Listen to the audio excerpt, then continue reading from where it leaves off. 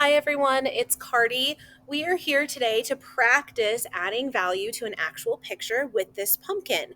It is divided into three, and the first section that we're going to add value to is just labeled pencil because that's the only material we're going to use in this section.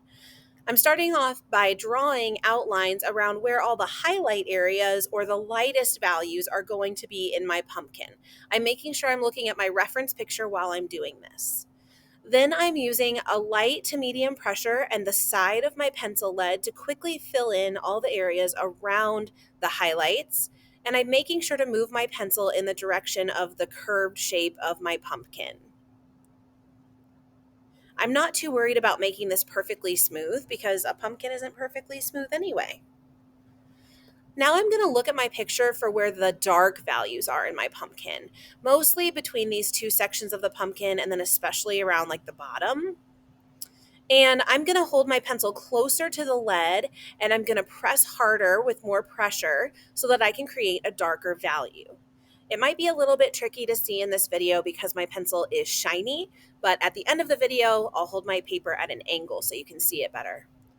I'm taking the time to look back and forth between my paper and my reference image to make sure that I'm getting all the dark values in the right place, and I'm still moving my pencil in that curved direction when I make my marks. I want to make it look as accurate as possible.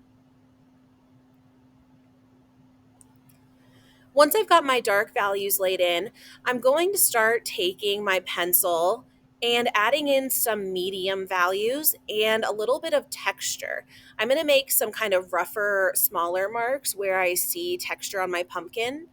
And I'm going to use a medium value to kind of blend some of my light and my dark values together.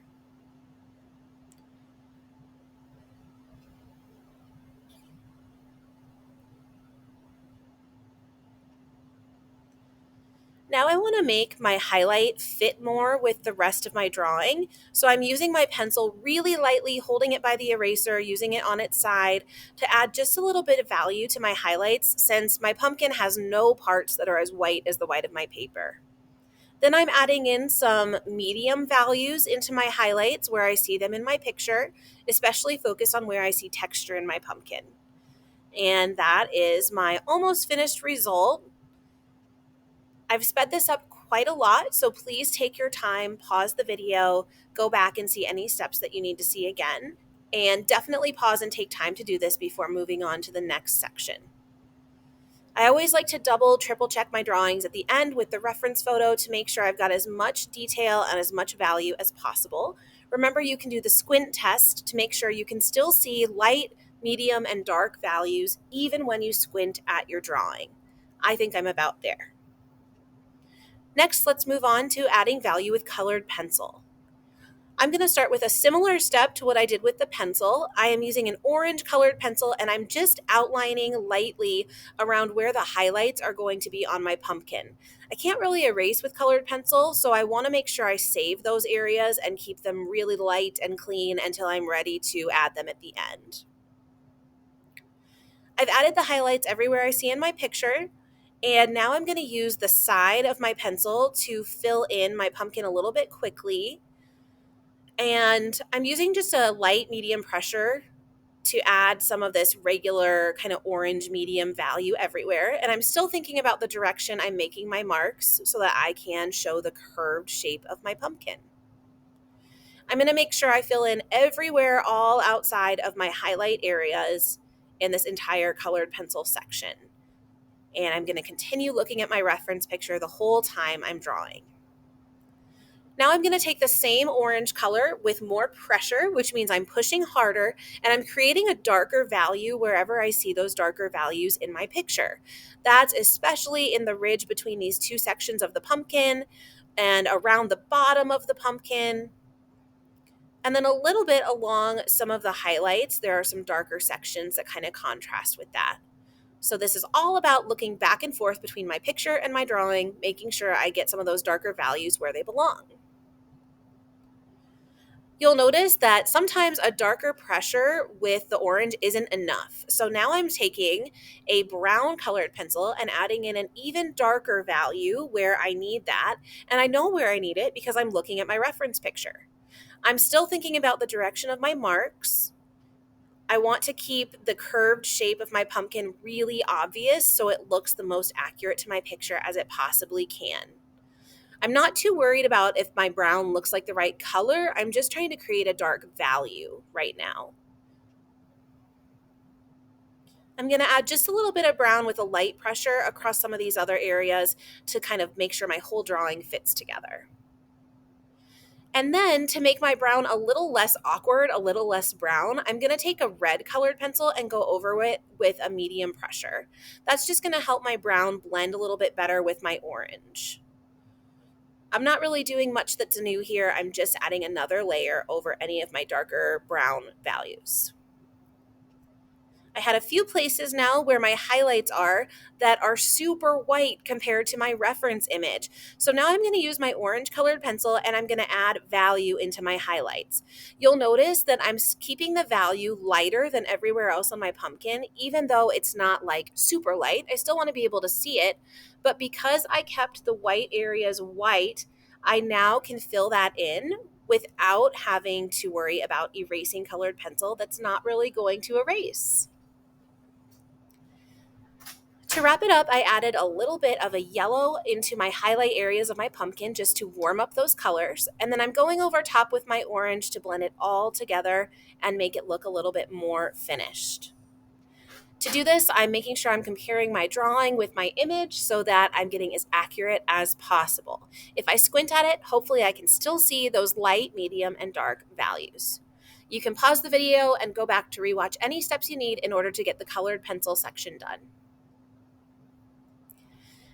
Take some time if you have a little bit of extra time to add color and value to the stem. For this, I'm using a brown, black, yellow, and green colored pencil.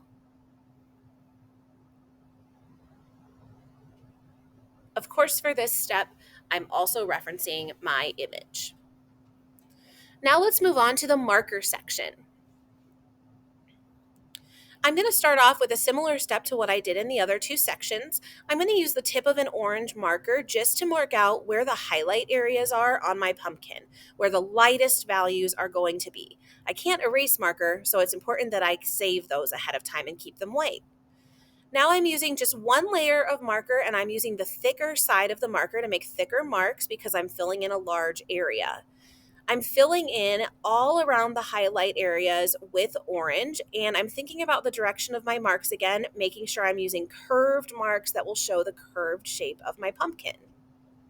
I'm going to do my best just to keep this one layer of marker. Now I'm going to go in where I have darker values, and I'm going to layer another layer of orange marker just to make it a little bit darker value before I do anything too extreme. This is going to help me know where to do my next step. I'm looking at my image to see where those darker values are going to go. Now, some of the values that I need are darker than the orange will get me, so I'm using a brown marker now. I'm still using that curved vertical direction, and I'm only putting the brown where my very darkest values are, along the ridge between the sections of my pumpkin and especially at the bottom. There's also a little bit along the outside edge of my pumpkin that I don't want to forget, and a little bit under some of the top highlights. The brown looks kind of funny to begin with, but now I'm going to use the very tip, the skinny point of the marker, and I'm going to create some feathered marks. When I say feathered, I mean that the lines are going to be really thin and they're going to kind of lift up and away from the paper as I'm drawing them. I'm barely touching the paper and I'm lifting the marker away so my lines are really, really light, but they're going to help to blend my brown into my orange and make it look more like a fade from brown to orange instead of just a light value and a dark value. Next, I'm going to use yellow inside the highlights. This is just my first layer, but I want to use yellow first because it's a lighter color and I don't want to ruin the end of my marker. I'm going to go back in with my orange now and use the same type of feathery light marks with the very tip of the marker that I used with the brown over the orange. This is going to make my highlights blend into the rest of my pumpkin and make it look like they belong. The yellow still shows through, so I should be able to do the squint test and still see some lights, mediums, and darks. Pause the video or rewatch sections to go back and complete your own. Good luck!